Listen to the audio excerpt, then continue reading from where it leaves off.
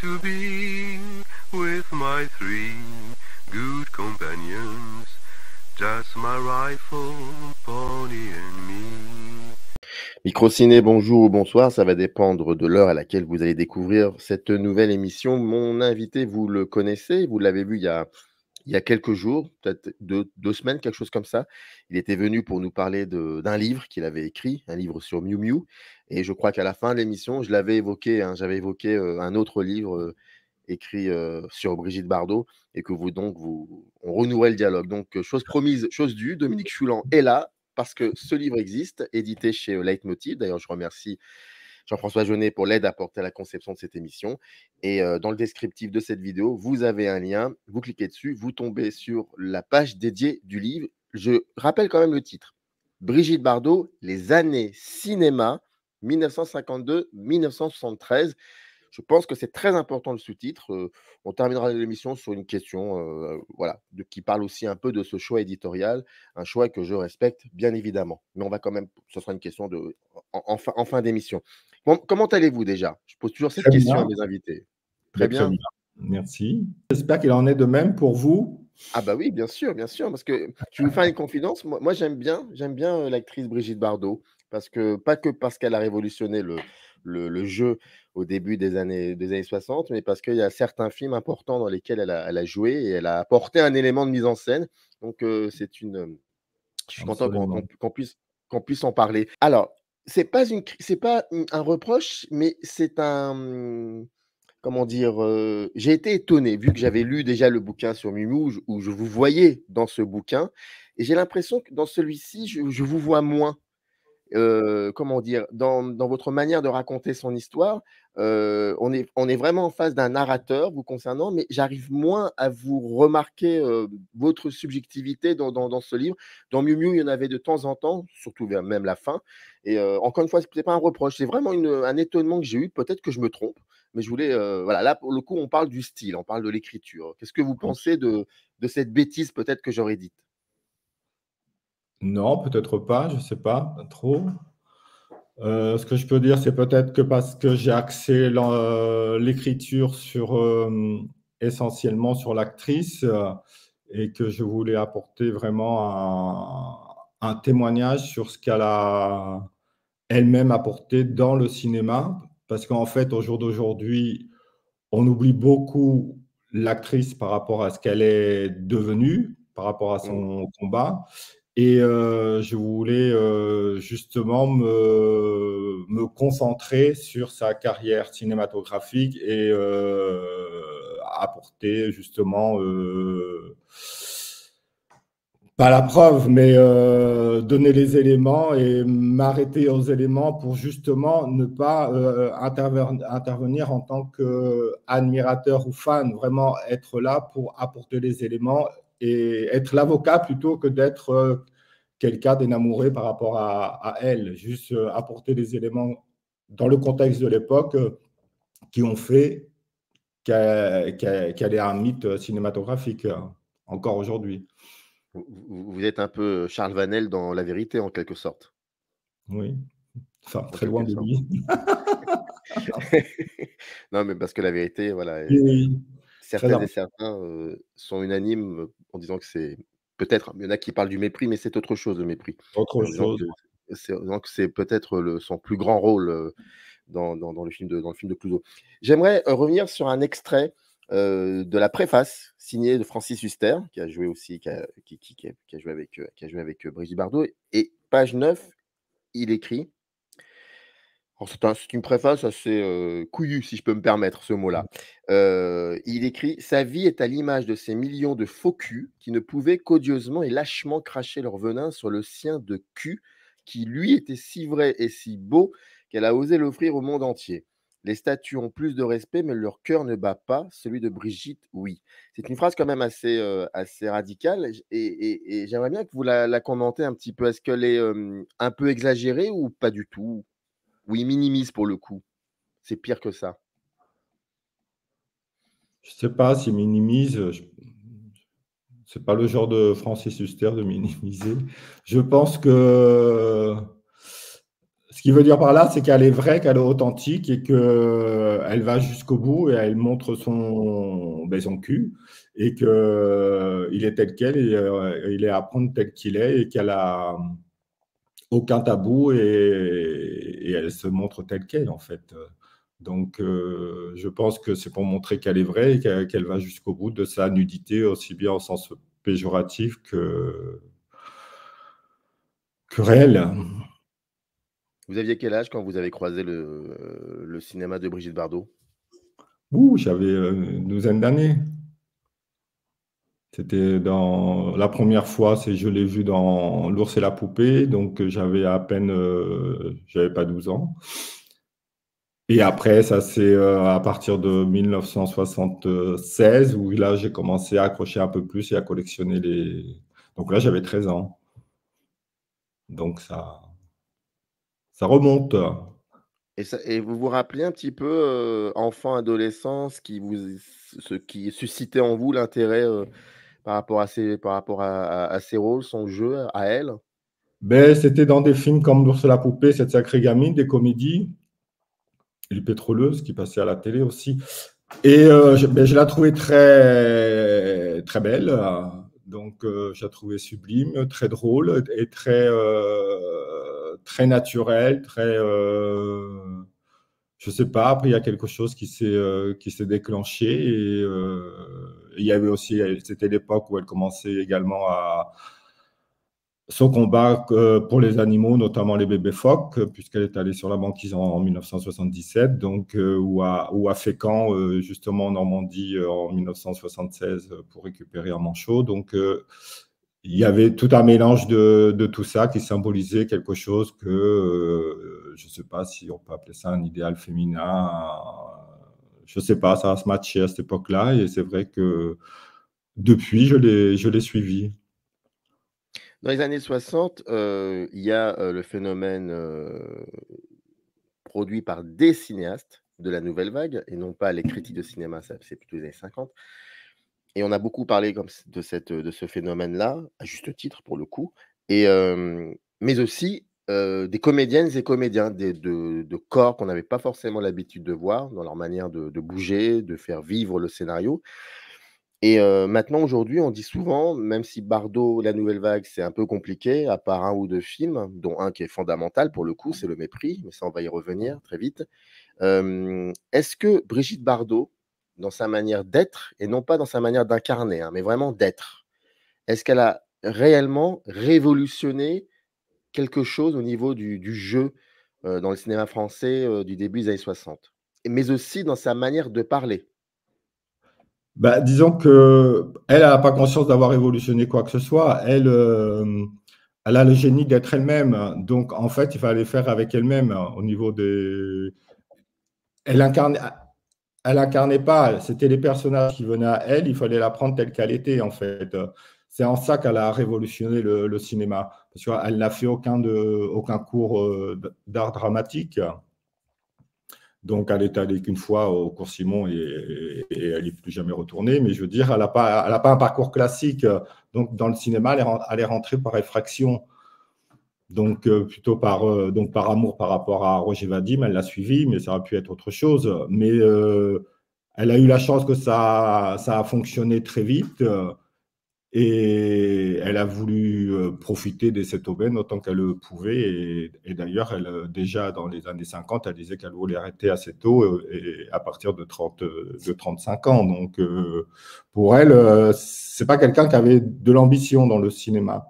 Ce qu'elle voulait, c'était profiter du moment, donc de la possibilité de mener sa vie comme elle le voulait et de gagner beaucoup d'argent à travers le cinéma, mais ce n'était pas vraiment une passion.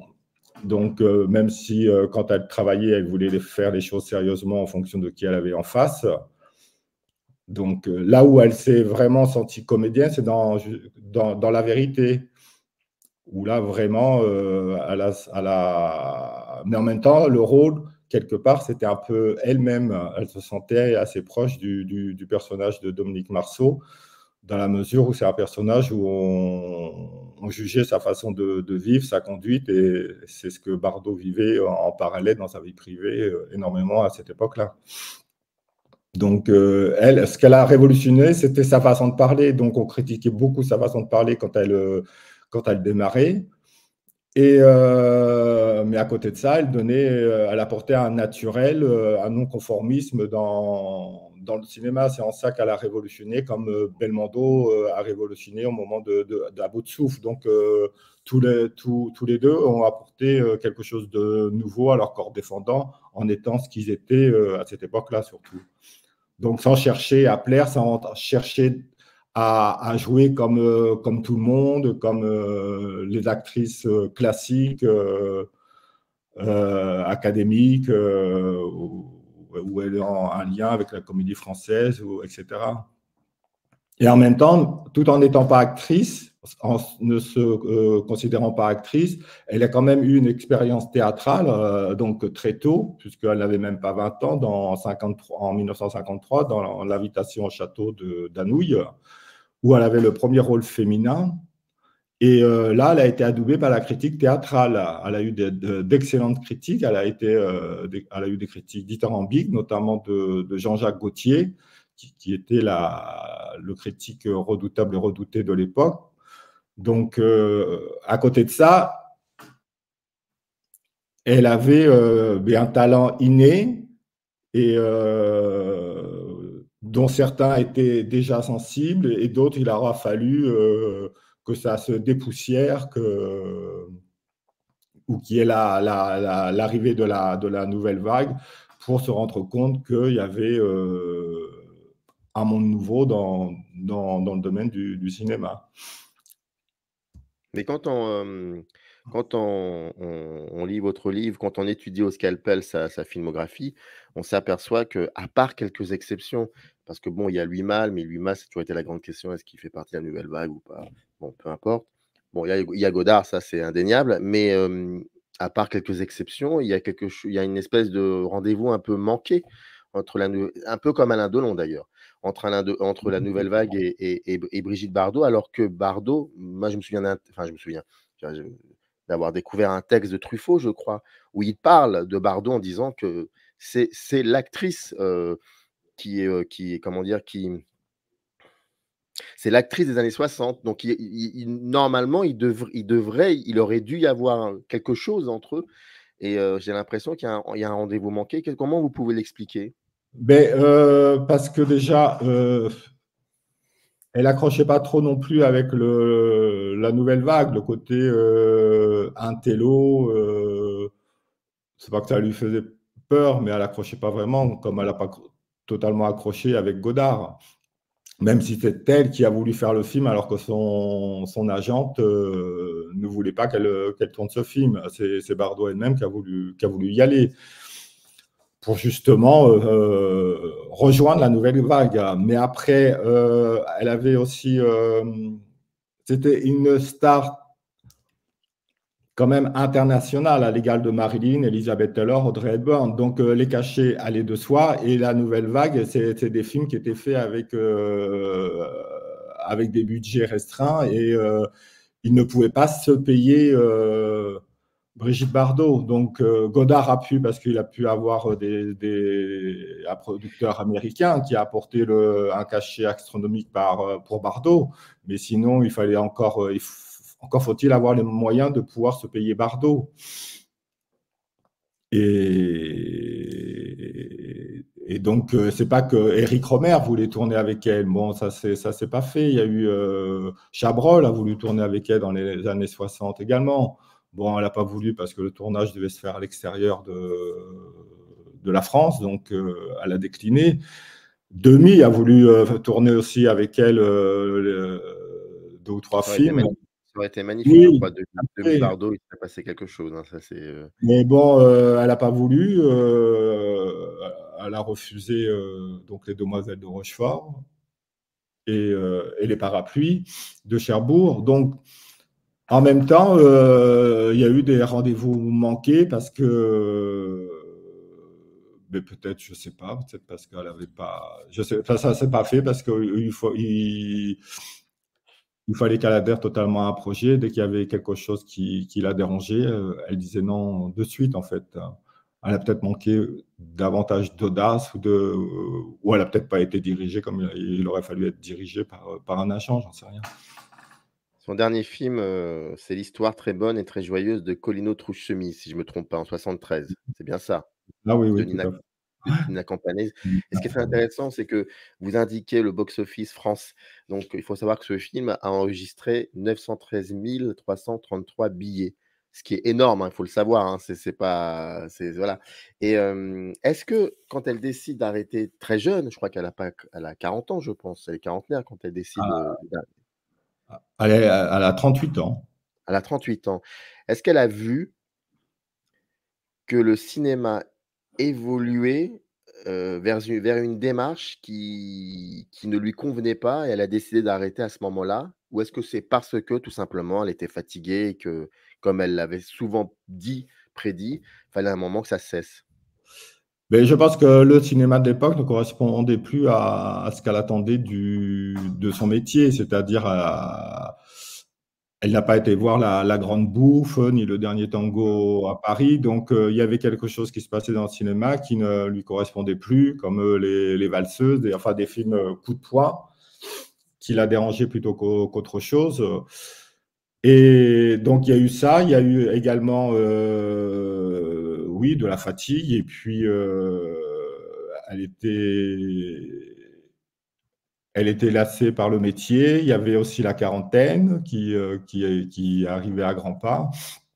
Elle ne se reconnaissait plus dans le cinéma et elle sentait qu'il y avait des rôles qu'elle ne pouvait plus jouer et qu'elle ne voulait pas aller vers des rôles, de mère, des rôles. Il y a quelque chose elle préférait arrêter plutôt qu'on l'abandonne, quoi. Mais c'est elle disait elle-même qu'il était très dur d'être belle de 8 heures du matin à 20 heures du soir, quoi. Enfin, je veux dire, elle sentait que quand même il y avait quelque chose qui allait faire que ça allait décliner et elle n'avait pas suffisamment la passion pour s'accrocher et la passion du métier pour justement trouver des rôles en conséquence de son âge et de faire avec. Et elle a préféré arrêter. Elle s'est sentie ridicule sur le tournage de Colline Truchsemi à un moment donné par rapport à un déguisement, puisque c'était un film moyenâgeux. Et elle s'est dit, bon, ben, elle ne s'est pas reconnue dans le miroir et elle s'est dit, non, là, ça va pas. Elle voulait laisser sur le grand écran une très belle image d'elle-même. Donc, c'est son dernier acte de star. Même si elle aurait bien voulu tourner derrière un film qui fonctionne davantage, qui marque davantage, et notamment Belle du Seigneur, mais le projet est arrivé un peu tard. Et donc, elle a refusé la moutarde momentonnée. Enfin, il y a eu des projets quand même qui étaient là, mais quand elle a dit stop, elle a demandé à ne plus voir un scénario et ne plus lire un scénario. Et son agent ne lui a plus fait passer de scénario. Mais quelques temps avant, quand même, 2-3 ans avant, elle avait la tentation de changer d'agent. Donc, peut-être que son agent de l'époque ne l'a pas amené vers des rencontres susceptibles de la faire perdurer dans le cinéma quelques années supplémentaires, où il y a manqué une rencontre peut-être avec un metteur en scène. Donc, parce qu'elle a quand même été déçue par Vadim. Donc, il y a eu il y a de multiples choses qui l'ont fait décrocher, en fait, parce que elle a dû se dire, bon, ben c'est bon, c'est fini, il est temps d'arrêter plutôt que d'avoir une carrière qui décline. Et donc, vaut mieux le faire avec panache plutôt qu'autre chose, quoi. Même si elle était plus ou moins passionnée par le cinéma, j'ai cette sensation qu'à un moment où elle s'est aperçue que le cinéma ne la préservait plus, ne la protégeait plus, elle a décidé d'aller dans quelque chose de bien plus réel et donc d'être aussi dans une espèce d'enfermement. finalement? Ben, pour se retrouver elle-même, parce que bon, quand on décide d'arrêter, quand on n'a pas 40 ans, il y a encore une vie derrière et donc il faut se repositionner. Donc le fait de se dire qu'on arrête, c'est pas non plus, ça n'a pas été simple pour elle, parce que Mmh. quand on a été adulé, servi, et que du jour au lendemain on se retire du cinéma, il y a tout qui s'arrête en même temps à côté. Donc il a fallu réapprendre le quotidien et ça lui a donné un vertige parce que même si après elle voulait, elle a défendu les animaux, c'était pas forcément si évident que ça quand elle a arrêté. Donc, puisqu'elle a tenté de présenter des missions à la télévision, déjà au 8 ans des années 70. Elle a fait pub. Enfin, après, il y a eu un moment où le combat pour les animaux est venu un petit peu après, mais il y a eu quand même un flottement quoi, entre les deux. Donc, elle s'est retrouvée seule parce qu'effectivement, par rapport au cinéma, elle était isolée. Et,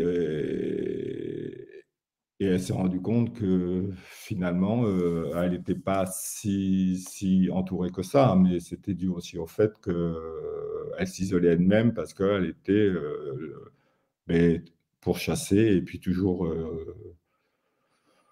le point de mire, alors que c'est une femme qui recherche que la tranquillité et la simplicité. Et donc, elle s'est quand même entourée de ça et ça lui allait. Mais à un moment donné, bon, on s'ennuie, il faut bien faire quelque chose et il faut exister aussi. On ne peut pas rester dans l'ombre. Son intention, ce n'était pas de rester dans l'ombre comme Greta Garbo, par exemple. Mmh. Pourquoi alors je ne sais pas si c'est vous, si c'est l'éditeur, mais parfois ça peut je sais que dans les rapports contractuels, c'est souvent l'éditeur qui choisit la couverture. Pourquoi avoir choisi cette image qui est extrait du film, En cas de malheur de Claude Autant-Lara, donc on voit Gabin et Bardot. Pourquoi vous avez choisi cette image? Enfin, pourquoi cette image a été choisie? Pardon. Alors, cette image a été choisie par l'éditeur. Et j'approuve parce que c'est pour donner, en fait, Gabin représente le cinéma et Bardot aussi, mais Bardot, on l'a peut-être un peu plus oublié par rapport aux 150 dernières années. Donc, c'était pour recentrer le Bardot au cœur du cinéma et qu'elle ait été une actrice capable de faire face à un mythe comme Jean Gabin. Donc, c'était aussi pour montrer ça, que ce livre, il est centré, consacré quasiment exclusivement sur sa carrière cinématographique, en fait.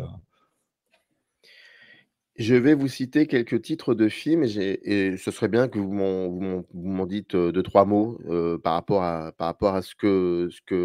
l'évolution à ce moment-là de Bardot dans ce film en question. Je ne serai pas très original. Peut-être le dernier, je ne sais pas, on verra. Bon, je commence par le premier. J'ai même pas besoin de dire ce titre-là, vous l'avez deviné, c'est le film de Vadim, Et Dieu créa la femme. Bah, ça serait intéressant peut-être d'avoir votre avis maintenant, aujourd'hui, le film. Je sais pas si vous l'avez vu récemment ou il y a quelques années. Qu'est-ce qu'il vaut? Pas au niveau de la mise en scène, c'est toujours par rapport à Bardot, bien évidemment. Enfin, moi, parfois, je le vois avec des gens autour de moi qui a un personnage qui choque encore, quoi. Ouais. Donc, le film, bon, il y a eu plus révolutionnaire depuis, mais à l'époque, il était quand même précurseur, ce film. Il était précurseur de la nouvelle vague. Et Ah elle, oui. justement, comme elle est elle-même totalement dans ce film, c'est une femme libérée qui se donne aux hommes et c'est elle qui le décide où et quand. Et ça choque encore aujourd'hui. Et elle a un naturel époustouflant, donc un franc-parler époustouflant. Donc c'est ça qui choque. Et ça choque encore aujourd'hui certaines femmes, quoi, enfin, qui n'oseraient pas avoir son attitude qu'elle a dans le film. Dans le film, elle a le cul qui chante, quoi. Je veux dire, c'est. C'est vrai. Oui, mais comme le dit l'un des protagonistes du film, ou comme le dit Kurt Jürgen, elle fait ce qu'elle veut quand elle le veut. Enfin, elle dit ce qu'elle pense. Enfin, c'est Bardot tout entière, quoi. C'est en ça que le film a révolutionné le cinéma, non pas seulement en France et en Europe, mais également aux États-Unis. Aux États-Unis, c'était plutôt des actrices comme Liz Taylor, Audrey Hepburn, enfin, qui sortaient des studios avec des diamants maquillés, pomponnés, etc., etc. Donc, elle est arrivée avec 3 fois rien, un jean, un t-shirt naturel, et elle parlait comme parlaient les gens de l'époque. Elle a révolutionné en ça le dialogue. Elle parlait de sexe, d'amour, comme devaient le pensaient les jeunes de l'époque, mais qu'on ne montrait pas forcément à l'écran. Donc,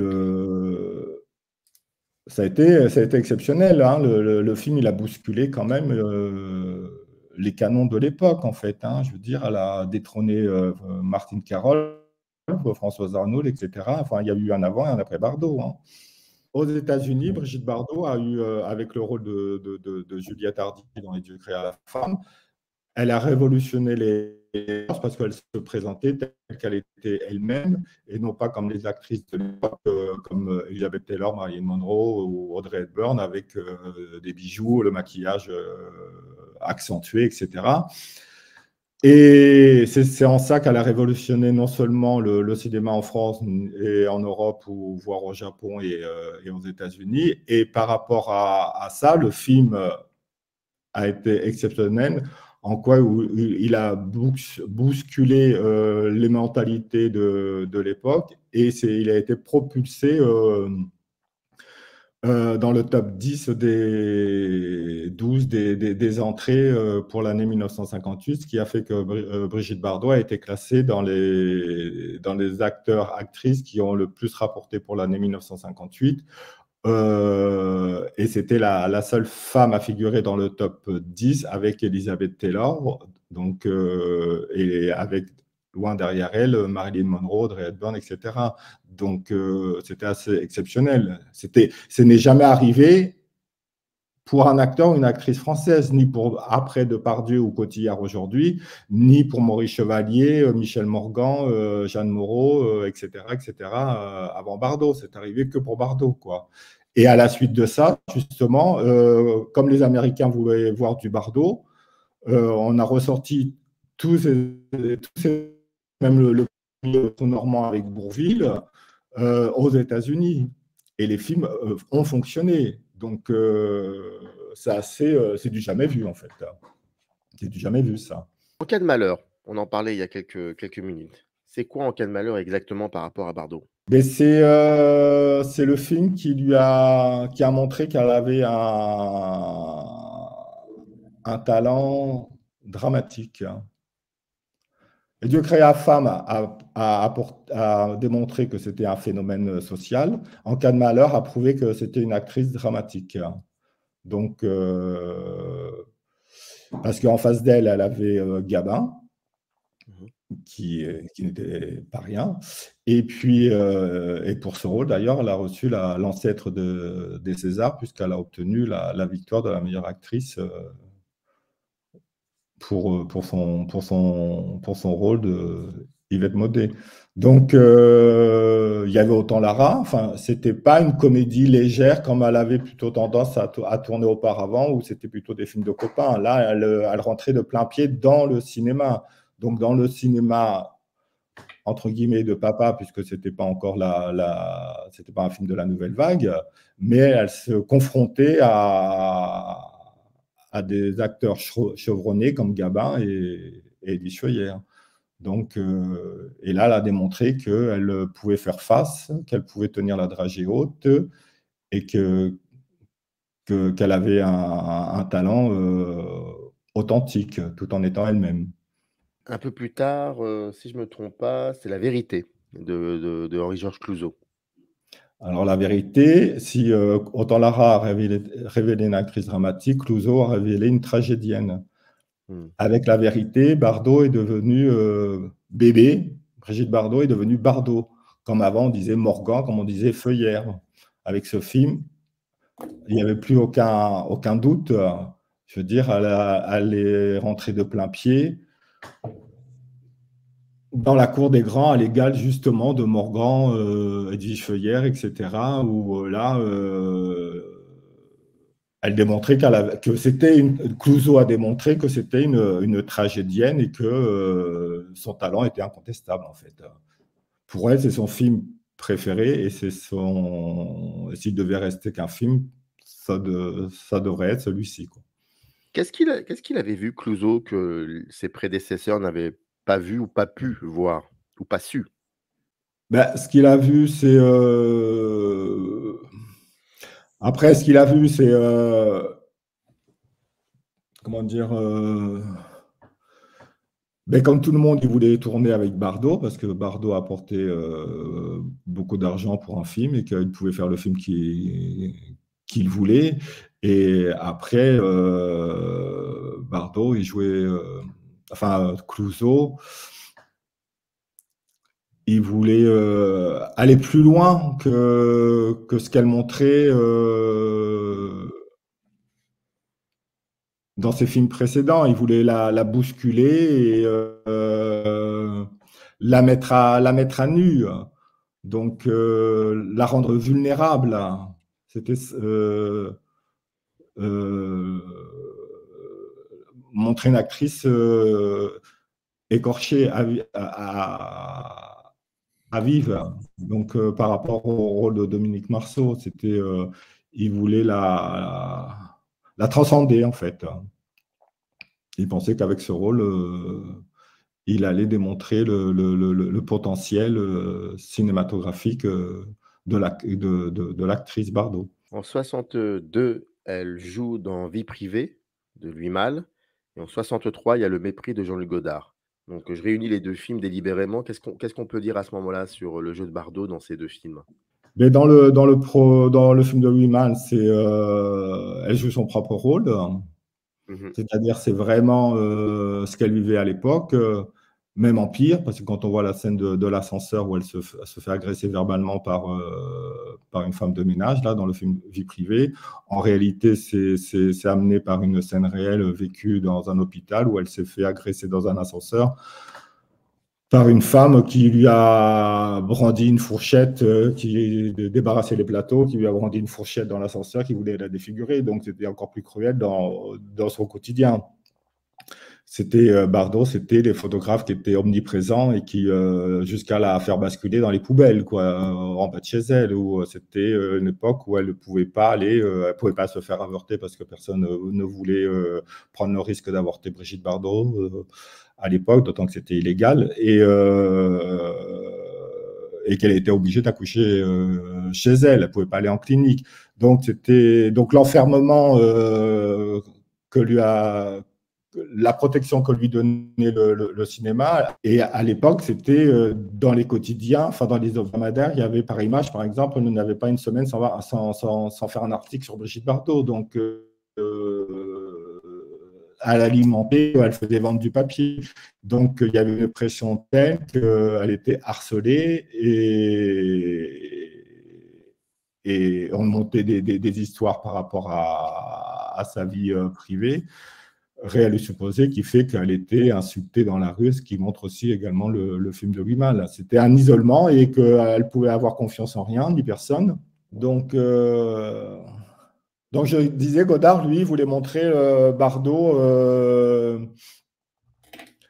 la jeune femme de 29-30 ans. C'est ça qu'il voulait montrer à l'écran, et montrer Bardot sans ses accessoires, sans sa choucroute, et la montrer telle qu'il la voyait lui dans la vie, sans son côté star. Hein. Donc, et avec le personnage de Camille Javal dans le film, il a montré une Bardot vulnérable, touchante, et une femme une femme de l'époque. Il a une femme telle qu'elle et non pas une star, en fait. C'est ça qu'il a montré, c'est ça qui est touchant dans le film de Godard. Qu'il a, enfin, pas forcément par rapport à la scène d'ouverture, mais la femme amoureuse et la femme déçue et la femme, une vraie femme, en fait. Il a montré une vraie femme. Et non pas une star. C'est pas Brigitte Bardot star à l'écran, quoi. C'est pour ça que le film continue encore d'être très, Oui, très marquant. tout en étant elle-même, quoi, en fait. Je veux dire, en même temps, quand on la voit, on ne peut pas penser que c'est Bardot en même temps, mais en même temps, c'est une Bardot différente qu'on avait l'habitude de voir. Page 172, un chapitre consacré au 6 juin 1973, quand elle annonce son retrait définitif. Et ensuite, vous passez directement au 8 mai 2023, où là, vous écrivez sur la série Bardot et comment Brigitte Bardot elle-même a reçu cette série, c'est-à-dire assez mal, pour le coup. Elle a beaucoup critiqué la série. Et donc, entre 73 et 2023, c'est passé plein de choses. Je ne vous fais pas le reproche ou je ne fais pas une critique de votre choix éditorial. C'est pas du tout ça, c'est pas de mon ressort. C'est juste une simple question, pour le coup, dans l'architecture de votre livre. Je sais que le sous-titre, ce sont les années cinéma. Mais après, il est vrai que parce que c'est Bardot, comme ça aurait pu être Alain Delon, je ne sais quoi, il y a aussi le rapport au réel, le personnage public. Quand vous avez commencé à écrire ce livre, j'imagine que vous aviez aussi en tête comment dire, le rapport au réel, le côté politique de Bardot, et comment vous avez voulu gérer tout ça? Mais après, la volonté de l'éditeur, c'était de faire un film essentiellement consacré au cinéma. Donc, voilà. Donc, c'est pour ça que ça va de 52 à 73, même. Et après, à la suite de ça, donc 2023, c'était pour faire un lien avec aujourd'hui. Et parce qu'il y a eu la série. Et je parle des 50 ans passés, avec juste le fait qu'elle a refusé de tourner avec Marlon Brando, etc. Enfin, il y a des liens par rapport au cinéma. Le reste est totalement occulté parce que c'était une volonté. Enfin, ça ne concernait pas le livre, en fait. Donc après, bien sûr que c'est présent. Mais ça n'a aucun rapport avec l'objet qu'on présente. Donc, après, c'est autre chose. Et ça appartient à la Bardot d'après, en fait. Le réel qu'on peut connaître aujourd'hui. Donc, et ça n'avait pas lieu d'être amené dans ce genre d'ouvrage, en fait. Donc, après, j'entends votre question. Donc, je comprends. Mais quoi dire par rapport à tout ça dans ce genre de livre? Rien. Ça veut dire il faudrait. Est-ce qu'elle était politisée dans les années 60? Peu importe. On a toujours dit qu'elle était de droite, qu'elle était plutôt gaulliste. Donc, j'en parle par rapport à sa rencontre justement en 67 avec De Gaulle, ou en 64, elle disait s'il y a quelqu'un que je veux rencontrer, c'est De Gaulle. Donc, elle pensait que c'était impossible, mais ça s'est avéré possible en 1967. Donc, elle vient d'une famille qu'on peut dire de droite, quoi. Enfin, elle vient du 16e, etc. Donc, elle n'a jamais caché que son cœur, il était à droite. Voilà, politiquement. Après, dans les années, si on se rapproche à 73, en 74, elle soutenait Giscard d'Estaing pour la présidentielle. Donc, voilà. Après, il y a eu un basculement qui est venu avec les années 1990. Donc, c'est à partir voilà, en mi-temps des années 90 où elle a tenu des propos qui peuvent être choquantes, des propos qui peuvent être choquants et qui l'ont été. Mais si on peut faire le parallèle, c'est que Bardot a toujours choqué et comme elle a choqué en 1956 là avec l'évolution des lieux créés à la femme, elle, de choquer hier comme aujourd'hui, elle s'en fout quoi. Mais après, j'entends qu'on peut être d'accord, pas d'accord, etc., etc. Mais ça lui appartient et moi, c'est pas forcément ce qui m'intéresse chez Brigitte Bardot, quoi. Sur certains aspects, elle fait penser à Arletty. Elle fait penser à Arletty sur cette espèce de liberté, espèce de révolte, ce jeu très très particulier aussi, parce qu'Arletty avait sa gouaille, sa intonation de sa voix. Et alors je ne compare pas la vie privée d'Arletty des années de la collaboration. On est bien d'accord là-dessus. Faire attention aux mots qu'on utilise. Mais voilà, il y a ce rapport même au cinéma qui est très particulier. Il y a un côté, il y a de cela. C'est même pas une question en fait. Je viens d'y penser.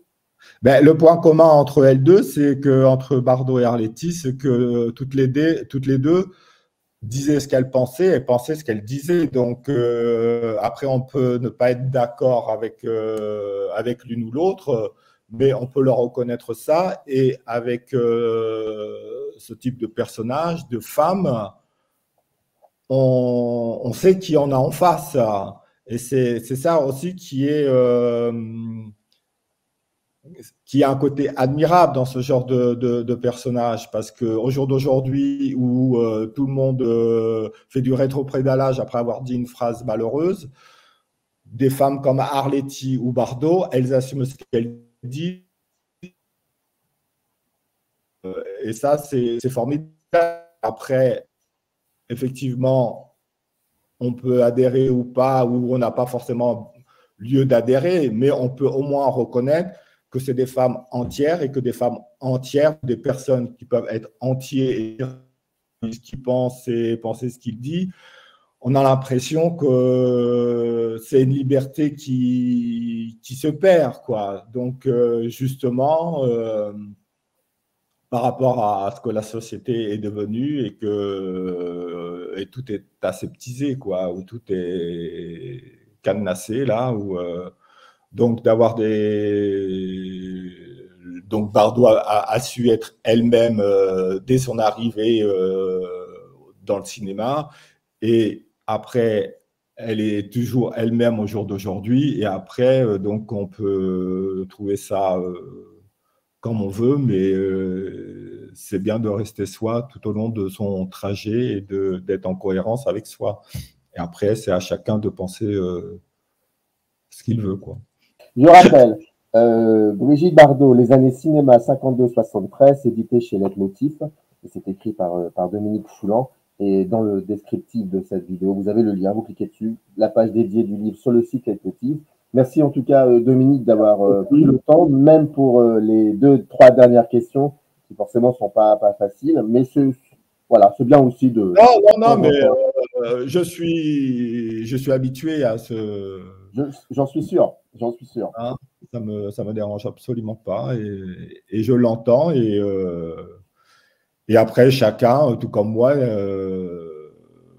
pense ce qu'il veut et c'est pas parce qu'on aime une actrice pour ce qu'elle a été qu'on pense qu'on adhère à l'ensemble de tout ce qu'elle dit aussi, quoi. Je veux dire, c'est comme voilà, c'est comme avec les amis, c'est comme avec la famille qui n'avait pas tant coup fin, quoi. Voilà, vous avez un exemple à côté de vous, enfin en face de vous. Moi, je ne sais pas comment on dit champ contre champ. Merci à vous, Dominique. Vous revenez quand vous voulez. Bonne continuation. Merci à vous. Générique. In the canyon, that's where I long to be, with my 3 good companions, just my rifle, pony and me.